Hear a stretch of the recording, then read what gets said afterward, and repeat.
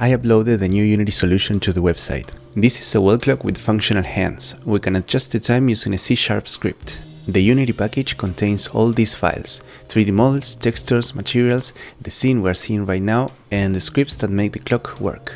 In the scene, we have the clock with the script called GDT clock assigned that allows to set the time, and there is a second script called wall clock test that randomly generates times and sends them to the first script to indicate them. If we hit the play button, we see the clock working.